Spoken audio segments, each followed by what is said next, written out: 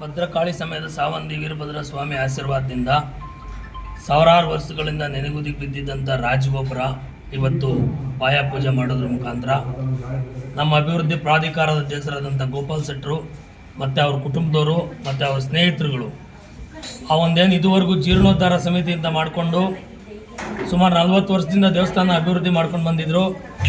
ಬಾಕಿ ಇದ್ದಂಥದ್ದು ರಾಜಗೋಪುರ, ಒಂದು ದಾಸೋಹ ಭವನ ಮತ್ತು ಒಂದು ದೊಡ್ಡ ತೇರು, ಈ ಮೂರನ್ನ ಮಾಡಬೇಕು ಅಂತ ಸರ್ಕಾರದಿಂದ 2 ಕಮಿಟಿ ಮಾಡಿದ್ದು. ಆ ಒಂದು ಕಮಿಟಿ ಅಭಿವೃದ್ಧಿಗೆ ಸಂಬಂಧಪಟ್ಟಿದ್ದಾಗಿರ್ತದೆ, ಅದಕ್ಕೆ ಅಧ್ಯಕ್ಷರಾಗಿ ಗೋಪಾಲ್ ಶೆಟ್ಟರ್ ಮಾಡಿರ್ತದೆ. ಇನ್ನೊಂದು ಮ್ಯಾನೇಜ್ಮೆಂಟ್ ಕಮಿಟಿ ಅಂತ ಮಾಡಿದೆ, ಅದರಲ್ಲಿ ನಾವು 9 ಜನ ಇದ್ದೀವಿ, ಒಂದು ಟೀಮು. ಆ 9 ಜನದಲ್ಲಿ ವಿಜಯಣ್ಣ, ಮಾದೇವಣ್ಣ, ನೀಲಕ್ ಅವರು ನಮ್ಮನ್ನೊಂದು ಕಮಿಟಿ ಮಾಡಿದೆ. ಹಳೆ ಟೀಮ್ ಏನಿತ್ತು ಜೀರ್ಣೋದ್ಧಾರ ಸಮಿತಿ ಅಂದ್ಬಿಟ್ಟು ಅವ್ರನ್ನೇ ಅಭಿವೃದ್ಧಿ ಪ್ರಾಧಿಕಾರ ಕಮಿಟಿ ಮಾಡಿ ಅಧ್ಯಕ್ಷರನ್ನ ಹಂಗೆ ಮುಂದುವರಿಸಿದೆ. ಈಗ ಅಭಿವೃದ್ಧಿ ಪ್ರಾಧಿಕಾರ ಸಮ್ಮುಖದಲ್ಲೇ ಆ ಅಧ್ಯಕ್ಷತೆಯಲ್ಲೇ ಗೋಪಾಲ್ ಶೆಟ್ಟರ್ ಅಧ್ಯಕ್ಷದಲ್ಲೇ ಮೊದಲನೇದಾಗಿ ನಾವಿವತ್ತು ರಾಜಗೋಪುರ ಕೈಗೆತ್ಕೊಂಡಿದ್ದೀವಿ. 2 ವರ್ಷದಲ್ಲಿ 24 ತಿಂಗಳಲ್ಲಿ ರಾಜಗೋಪುರ ಮುಗಿಸೋದು ನಮ್ಮ ದೊಡ್ಡ ಗುರಿಯಾಗಿದೆ. ಜೊತೆಯಲ್ಲಿ ಒಂದು ದಾಸೋಹ ಭವನ ಕಟ್ಟಬೇಕು, ಒಂದು ತೇರು ಕಟ್ಟಬೇಕು, ಇದು ನಮ್ಮ ಗುರಿಯಾಗಿದೆ. ಒಟ್ಟು ಈ 3 ಕಾರ್ಯಕ್ರಮಗಳಿಂದ ಸಾವಂದಿ ವೀರಭದ್ರ ಸ್ವಾಮಿ ದೇವಸ್ಥಾನ ಅಭಿವೃದ್ಧಿಗೆ ಬೇಕಾಗಿರುವಂಥ ಒಟ್ಟು ಒಂದು ಬಜೆಟ್ ಮಾಡಿದ್ದೀವಿ. ಅದಕ್ಕೆ 3 ಕೋಟಿ ಬೇಕಾಗಿದೆ. ಸದ್ಯಕ್ಕೆ ಸರ್ಕಾರ ಈಗ ಅಭಿವೃದ್ಧಿ ಪ್ರಾಧಿಕಾರದ ಮುಖಾಂತರ ರಾಜಗೋಪುರ ಕಟ್ಟೋದಕ್ಕೆ ಪರ್ಮಿಷನ್ ಕೊಟ್ಟಿದೆ. 40 ವರ್ಷದಿಂದ ಏನು ಭಕ್ತರಿಂದ ಕಲೆಕ್ಟ್ ಆಗಿರೋ ದುಡ್ಡು ಇದುವರೆಗೂ ಅಭಿವೃದ್ಧಿ ಮಾಡಿ ದಾಸೋಹ ಮಾಡ್ಕೊಂಡು ಬಂದು ಮಿಕ್ಕಿರೋ ಅಂಥ ದುಡ್ಡು ಏನು ಮಿಕ್ಕಿದೆ 1,30,00,000, ಅದಕ್ಕೆ ಅಧ್ಯಕ್ಷರಾಗಿ ಗೋಪಾಲ್ ಶೆಟ್ಟರ್ ಇರ್ತಾರೆ, ಖಜಾನ್ಸಿಯಾಗಿ ಸುಕುಮಾರ್ ಏನೋರು ಇರ್ತಾರೆ. ಆ 1,30,00,000 ಜನಗಳಿಂದ ರಾಜಗೋಪುರಕ್ಕೆ, ದಾಸೋಹಕ್ಕೆ ಮತ್ತು ತೇರಿಗೆ ಅಂತ ಮಿಕ್ಸ್ ಆಗಿ ಬಂದಿರೋ ದುಡ್ಡು ರಾಜಗೋಪುರಕ್ಕೆ, ಅದನ್ನು ಬಳಸೋದಕ್ಕೆ ಸಂಪೂರ್ಣವಾಗಿ ಆ ಕಮಿಟಿ ಎಲ್ಲ ಅಧ್ಯಕ್ಷರು ಒಪ್ಕೊಂಡಿದ್ದಾರೆ. ಅದ್ರ ಮುಖೇನ ನಾವು ಕೆಲಸ ಶುರು ಮಾಡಿದ್ದೀವಿ. ಒಟ್ಟು ಈ ದೇವಸ್ಥಾನ ಜೀರ್ಣೋದ್ಧಾರ ಆಗೋದಕ್ಕೆ 3 ಕೋಟಿ ಬಜೆಟ್ ಇದೆ. 1.30 ಈಗ ಇದೆ. ತಮ್ಗಳ ಮುಖಾಂತರ ಈ ಶುಭ ದಿನದಂದು ವೀರಭದ್ರ ಸ್ವಾಮಿ ಭಕ್ತರಿಗೆ ಕೇಳ್ಕೊಳ್ಳೋದೇನು ಅಂದರೆ, ಒಂದು ಒಳ್ಳೆ ಇದನ್ನು ದೊಡ್ಡ ಮಟ್ಟದ ದೇವಸ್ಥಾನ ಮಾಡಬೇಕು. ಕನಿಷ್ಠ ಪಕ್ಷ 1,000 ಜನ ಪ್ರತಿನಿತ್ಯ ಊಟ ಮಾಡಬೇಕು, ದೇವರ ದರ್ಶನ ಮಾಡಬೇಕು, ಭಕ್ತರು ಬಂದರೆ ಕುತ್ಕೊಂಡು ಹೋಗಬೇಕು, ಆ ಥರ ಒಂದು ಪಾರ್ಕ್ ಮಾಡೋದು ದೊಡ್ಡ ಮಟ್ಟದ ಪ್ರಾಜೆಕ್ಟ್ನ ಕೈಗೆತ್ಕೊಂಡಿದ್ದೀವಿ. ನಿಮ್ಮ ಎಲ್ಲರ ಸಹಕಾರ ದಯವಿಟ್ಟು ಇದಕ್ಕೆ ಬೇಕಾಗುತ್ತೆ. ನಮ್ಮ ಅಧ್ಯಕ್ಷರಾದ ಗೋಪಾಲ್ ಶೆಟ್ಟರು ಕೆಲವು ತೀರ್ಮಾನ ತಗೊಂಡಿದ್ದಾರೆ.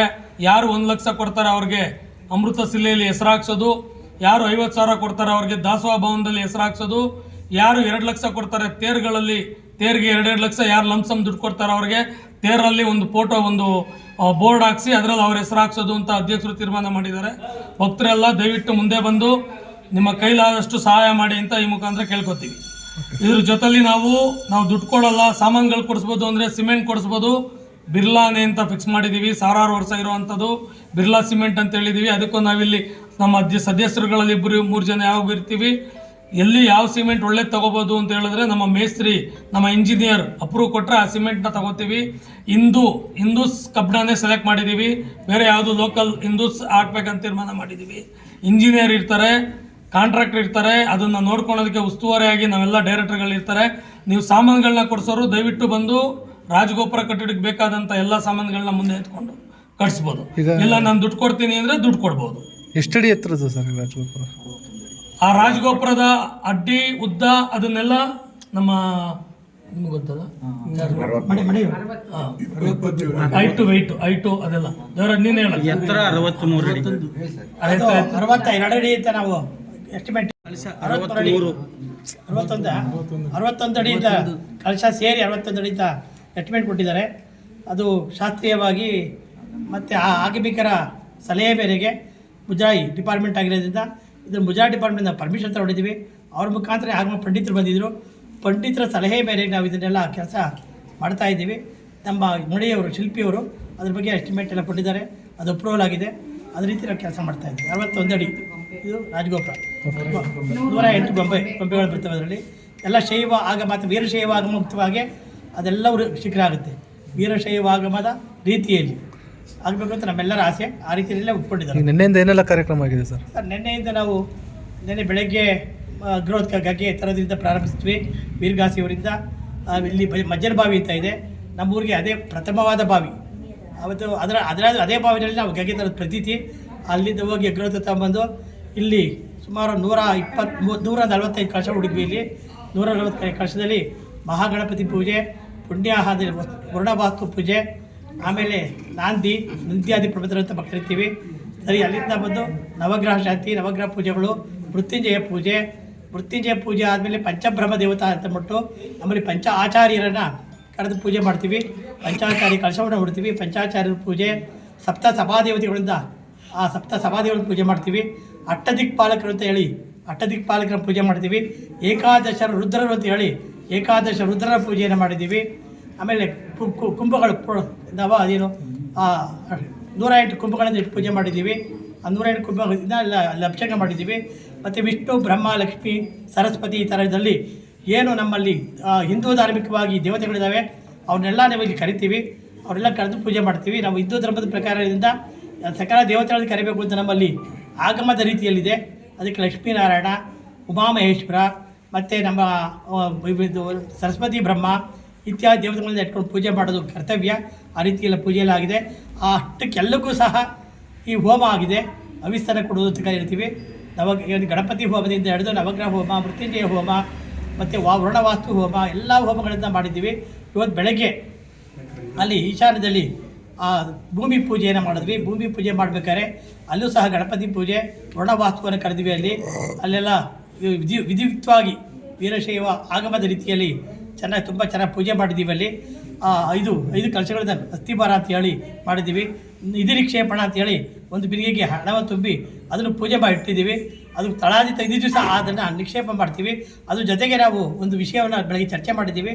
ಯಾರಾದರೂ ಹಣ, ಕಾಸು, ನವರತ್ನಗಳು, ತಾಮ್ರ, ಬೆಳ್ಳಿ ಯಾವ್ದಾದ್ರು ಕೊಡೋದಿದ್ದರೆ ಅದರ ಮುಖಾಂತರ ನಾವು ತಗೊಂಡು ಅದನ್ನಾಗಿ ಸಂಗ್ರಹ ಮಾಡಿ ಆ ಈಶಾನ್ಯದಲ್ಲಿ ಅದನ್ನಿಟ್ಟು ಶಿಲ್ಪಶಾಸ್ತ್ರದ ಪ್ರಕಾರ ಅದನ್ನು ನದಿಯನ್ನು ಅಲ್ಲಿ ನಿಕ್ಷೇಪ ಮಾಡಿ ಆಮೇಲೆ ಪೂಜೆ, ಅದು ಅವತ್ತೊಂದು ದಿವಸ ಅದು ವಿಶೇಷ ಕಾರ್ಯಕ್ರಮ ಅಂತ ಇರುತ್ತೆ. ಆ ಕಾರ್ಯಕ್ರಮದಲ್ಲಿ ಅದೆಲ್ಲ ಮಾಡ್ತೀವಿ ಅಂತ ಹೇಳಿದ್ದೀವಿ. ಅದನ್ನು ಈ ರೀತಿಯಲ್ಲಿ ಬೆಳಗ್ಗೆ ಮತ್ತು ಪೂರ್ಣಾವತಿ ಸ್ವಾಮಿಯವರಿಗೆ ಅಮ್ಮನವರು ಸ್ವಾಮಿ ಮತ್ತು ಗಣಪತಿಗೆಲ್ಲ ಅಭಿಷೇಕ ಇದೆಲ್ಲ ವಿಶೇಷವಾಗಿದೆ. ಇವೆಲ್ಲ ಆದಮೇಲೆ ಇವರು ಇವರೆಲ್ಲ ಕಮಿಟಿಯವರೆಲ್ಲ ಬಂದ ಮೇಲೆ ಪುಷ್ಪಾರ್ಚನೆ ಸ್ವಾಮೀಜಿ ಬಂದಿದ್ದರು. ನಮ್ಮ ಜಡೇಜನಮಠ ಸ್ವಾಮೀಜಿ ಬಂದಿದ್ದರು. ಬೇವೂರು ಮಠದ ಸ್ವಾಮಿಗಳು ನೆನ್ನೆ ಬಂದಿದ್ದರು. ಆ ಸ್ವಾಮಿಗಳವರ ನೇತೃತ್ವದಲ್ಲಿ ವೀರಭದ್ರ ದಿವ್ಯಸ್ಥಾನದ ನಮ್ಮ ಆಗಮಿಕರು ಸ್ವಲ್ಪ ಹೆಚ್ಚು 40 ಜನ ಆಗಮಿಕರು, ನೆನ್ನೆ ಒಂದು 25 ಜನ, ಇವತ್ತೊಂದು 15 ಜನ ಆಗಮಿಕರು ಸೇರಿದರು. ಎಲ್ಲ ತುಂಬ ಚೆನ್ನಾಗಿ ವೀರಶೈವಾದ ರೀತಿ ಆಗಮವನ್ನೆಲ್ಲ ಮಾಡಿ ಪೂರ್ಣಾವತಿ ಕೊಟ್ಟು ಪುಷ್ಪಾರ್ಚನೆ ಮಹಾಮಂಗಳಾರತಿಯಲ್ಲಿ ನಮ್ಮ ಪ್ರಾಕಾರೋತ್ಸವದೊಂದಿಗೆ ಪೂಜೆ ಅಂತ್ಯಗೊಂಡಿದೆ ಅಂತ ನಾನು ಈ ತಮ್ಮ ಹೆಸರು ಸರ್? ನನ್ನ ಹೆಸರು ವಿದ್ವಾನ್ ಲೋಕೇಶಾರಾಧ್ಯ. ನಾನು ವೀರಶೈವಾಗಮ ಪ್ರಾಧ್ಯಾಪಕ ಮತ್ತು ನಾನು ಈಗ ಅಡ್ವೈಸಿಂಗ್ ಆಫೀಸಾಗಿ ಕೆಲಸ ಮಾಡ್ತಾಯಿದ್ದೀನಿ ಉಜ್ಜಾಯಿನಲ್ಲಿ. ನಾನು ಇದೇ ಊರು, ನಮ್ಮ ತಾತ ಮುತ್ತಾತ ಎಲ್ಲ ಇದೇ ಊರಿನವರೇ. ನಾವು ವಂಶ ಪರಂಪರೆ ಅರ್ಚಕರು ಹೇಳ್ತೀವಿ. ಗಣಪತಿ ಹೋಮದಿಂದ ಹಿಡಿದು ನವಗ್ರಹ ಹೋಮ, ಮೃತ್ಯುಂಜಯ ಹೋಮ ಮತ್ತು ವರುಣವಾಸ್ತು ಹೋಮ ಎಲ್ಲ ಹೋಮಗಳನ್ನು ಮಾಡಿದ್ದೀವಿ. ಇವತ್ತು ಬೆಳಗ್ಗೆ ಅಲ್ಲಿ ಈಶಾನ್ಯದಲ್ಲಿ ಭೂಮಿ ಪೂಜೆಯನ್ನು ಮಾಡಿದ್ವಿ. ಭೂಮಿ ಪೂಜೆ ಮಾಡಬೇಕಾದ್ರೆ ಅಲ್ಲೂ ಸಹ ಗಣಪತಿ ಪೂಜೆ, ವರುಣವಾಸ್ತುವನ್ನು ಕರೆದ್ವಿ. ಅಲ್ಲೆಲ್ಲ ವಿಧಿಯುಕ್ತವಾಗಿ ವೀರಶೈವ ಆಗಮದ ರೀತಿಯಲ್ಲಿ ತುಂಬ ಚೆನ್ನಾಗಿ ಪೂಜೆ ಮಾಡಿದ್ದೀವಿ. ಅಲ್ಲಿ 5 ಕಲಶಗಳಿಂದ ಅಸ್ಥಿಭಾರ ಅಂತ ಹೇಳಿ ಮಾಡಿದ್ದೀವಿ. ನಿಧಿ ನಿಕ್ಷೇಪಣ ಅಂತೇಳಿ ಒಂದು ಬಿರಿಗೆಗೆ ಹಣವನ್ನು ತುಂಬಿ ಅದನ್ನು ಪೂಜೆ ಮಾಡಿ ಇಟ್ಟಿದ್ದೀವಿ. ಅದು ತಳಾದಿ 5 ದಿವಸ ಅದನ್ನು ನಿಕ್ಷೇಪ ಮಾಡ್ತೀವಿ. ಅದ್ರ ಜೊತೆಗೆ ನಾವು ಒಂದು ವಿಷಯವನ್ನು ಬೆಳಗ್ಗೆ ಚರ್ಚೆ ಮಾಡಿದ್ದೀವಿ. ಯಾರಾದರೂ ಹಣ, ಕಾಸು, ನವರತ್ನಗಳು, ತಾಮ್ರ, ಬೆಳ್ಳಿ ಯಾವ್ದಾದ್ರು ಕೊಡೋದಿದ್ದರೆ ಅದರ ಮುಖಾಂತರ ನಾವು ತಗೊಂಡು ಅದನ್ನಾಗಿ ಸಂಗ್ರಹ ಮಾಡಿ ಆ ಈಶಾನ್ಯದಲ್ಲಿ ಅದನ್ನಿಟ್ಟು ಶಿಲ್ಪಶಾಸ್ತ್ರದ ಪ್ರಕಾರ ಅದನ್ನು ನದಿಯನ್ನು ಅಲ್ಲಿ ನಿಕ್ಷೇಪ ಮಾಡಿ ಆಮೇಲೆ ಪೂಜೆ, ಅದು ಅವತ್ತೊಂದು ದಿವಸ ಅದು ವಿಶೇಷ ಕಾರ್ಯಕ್ರಮ ಅಂತ ಇರುತ್ತೆ.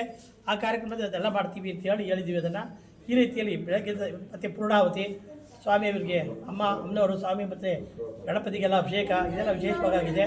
ಇವೆಲ್ಲ ಆದಮೇಲೆ ಇವರು ಇವರೆಲ್ಲ ಕಮಿಟಿಯವರೆಲ್ಲ ಬಂದ ಮೇಲೆ ಪುಷ್ಪಾರ್ಚನೆ ಸ್ವಾಮೀಜಿ ಬಂದಿದ್ದರು. ನಮ್ಮ ಜಡೇಜನಮಠ ಸ್ವಾಮೀಜಿ ಬಂದಿದ್ದರು. ಬೇವೂರು ಮಠದ ಸ್ವಾಮಿಗಳು ನೆನ್ನೆ ಬಂದಿದ್ದರು. ಆ ಸ್ವಾಮಿಗಳವರ ನೇತೃತ್ವದಲ್ಲಿ ವೀರಭದ್ರ ದಿವ್ಯಸ್ಥಾನದ ನಮ್ಮ ಆಗಮಿಕರು ಸ್ವಲ್ಪ ಹೆಚ್ಚು 40 ಜನ ಆಗಮಿಕರು, ನೆನ್ನೆ ಒಂದು 25 ಜನ, ಇವತ್ತೊಂದು 15 ಜನ ಆಗಮಿಕರು ಸೇರಿದರು. ಎಲ್ಲ ತುಂಬ ಚೆನ್ನಾಗಿ ವೀರಶೈವಾದ ರೀತಿ ಆಗಮವನ್ನೆಲ್ಲ ಮಾಡಿ ಪೂರ್ಣಾವತಿ ಕೊಟ್ಟು ಪುಷ್ಪಾರ್ಚನೆ ಮಹಾಮಂಗಳಾರತಿಯಲ್ಲಿ ನಮ್ಮ ಪ್ರಾಕಾರೋತ್ಸವದೊಂದಿಗೆ ಪೂಜೆ ಅಂತ್ಯಗೊಂಡಿದೆ ಅಂತ ನಾನು ಈ ನನ್ನ ಹೆಸರು ವಿದ್ವಾನ್ ಲೋಕೇಶಾರಾಧ್ಯ.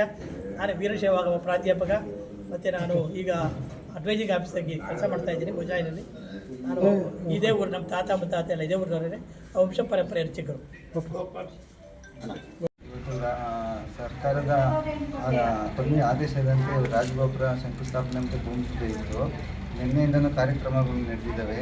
ಇವತ್ತು ಭೂಮಿ ಪೂಜೆಗೆ ನಮ್ಮ ಎರಡೂ ಕಮಿಟಿಯವರು ಎಲ್ಲರೂ ಭಾಗವಹಿಸಿ ಮತ್ತು ಎಲ್ಲರೂ ಭಾಗವಹಿಸಿ ಸುಗಮವಾಗಿ ನಡೆಯೋದಕ್ಕೆ ರಾಜಗೋಪುರಕ್ಕೆ ಚಾಲನೆ ಕೊಟ್ಟಿದ್ದಾರೆ.